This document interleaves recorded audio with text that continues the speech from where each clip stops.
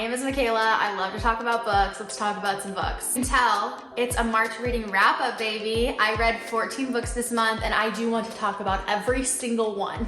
BRB while I try to figure out exactly where to put these. I think I'm gonna put them in front of me. 2, 3, 4. So, our backyard is being worked on today, so if you see anybody in the background or if you hear noises, do not be alarmed. I am aware they are behind me as well. Started off the month reading the 4th book in the Plated Prisoner series, Glow. This is a series by Raven Kennedy. If you are not aware, it is an adult fantasy, fae, romance, spicy, wonderful, mwah. This book, I will say, started the slowest for me, but if I were to be able to score each half of the book separately, I would give the second half like 10,000 stars. Overall, I really liked it. One piece of criticism, I thought it started just a tad slow.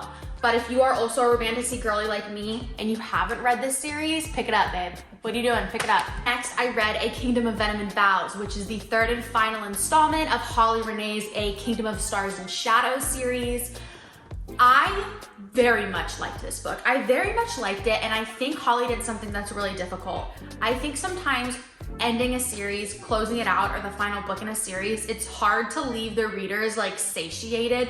It's hard to leave them fulfilled. It's hard to tie up every single loose end. And Holly does exactly that with this series. The last book is amazing. It is the spiciest in the series. It is the most romantic, and I eat that shit up. Next, I read all of the Hunger Games books, the initial trilogy, along with the A Ballad of Songbirds and Snakes prequel. If you did not know, I have posted a whole video dedicated to this series alone. I will link it in the comments with all of my unsolicited thoughts on this series. It's amazing, guys. The books are amazing. This series is amazing. It holds up 10 plus years later. These books are good. If you are not going through a Hunger Games renaissance, I encourage you to do so because I am in the thick of mine and I am loving every moment of it. Say, if you know where to watch these movies, please let me know because I just kept rewatching them on Netflix this month since they were only on Netflix for the month of March. Guys, it's April. They're not on Netflix anymore. So if you know where to watch these movies, please let me know. I need my fix. Next 2 books I read are Daisy Haites and Magnolia Park's Long Way Home. These books are books 2 and 3 in Magnolia Park's universe, written by the lovely Jessa Hastings. To keep it real with you guys, I was not a fan of Magnolia and BJ in the first book. I'm sorry. I'm just being honest. I want to keep open communication here. I was not a fan in the very first book. When I got to this book though, guys, I'm obsessed. If they have any supporters, it's me. If they don't have any supporters, it's because I'm dead. So if you were like me and you were not the biggest fan of Magnolia and BJ from the beginning, I encourage you, please, please, please stick with the series. This book will change your mind. Now, on the other hand, Daisy Haites and Christian Hems. Love from the beginning.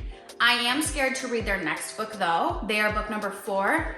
Because of the emotional damage this book has done to me, I am traumatized because this book made me so fucking sad. Next up, we have the first Shatter Me trilogy, which is Shatter Me along with the novellas Fracture Me, Destroy Me, Unravel Me, and then book number 3 is Ignite Me. And just like the Hunger Games books, I have done a whole video on this particular series, just this first trilogy alone, with all of my thoughts on everything. So if you are also a Shatter Me girly, I will link the video for you in the description. What can I say about these books that hasn't been said on some sort of bookstagram, booktube, book TikTok, book whatever? There's a reason these books are hyped up so much, and it is valid. It is completely validated how much people love these books because I am now one of them. The amount of love that Aaron Warner gets, the love he gets from all of us book girlies is so well deserved. That man deserves the world.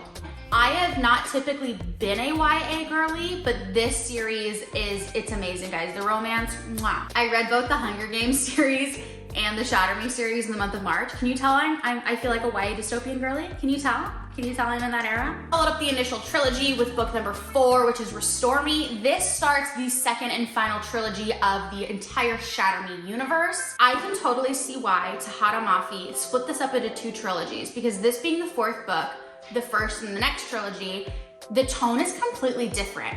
And Juliet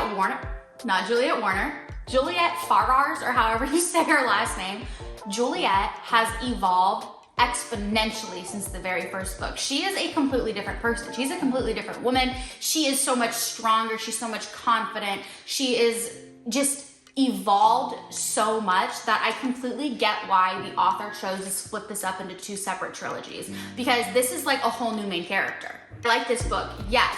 What I especially liked is because every single chapter switched between Juliet's point of view and Warner's point of view, or Aaron Warner's point of view. And this is the first book that is not solely in Juliet's POV. And I mean, us girlies, we love Aaron Warner. So do I want to read from his perspective? Absolutely I do. Did the cliffhanger at the end of this book make me close it and throw it across the room? Yeah. What am I supposed to do with this cliffhanger, guys? What am I supposed to do? What am I supposed to think? Me yelling at books when people in my backyard can definitely hear me, but you know what? What are you gonna do about it? Judge me, do it. The 14th and final book that I read in this lovely reading month is Song of the Forever Rains by E.J. Mellow. I read this, I did a buddy read with my friend Mary on this, and I think our thoughts are very similar. Complete honesty, this book is like a 3-star for me, and I am pretty liberal with my stars. I didn't love it.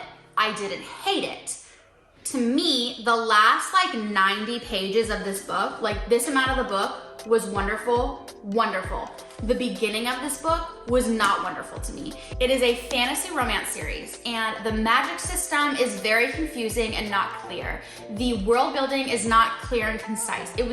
I felt like I was missing information. This is the first book in the series, and I felt like I was missing out on information that I should have known, but I didn't. It was confusing.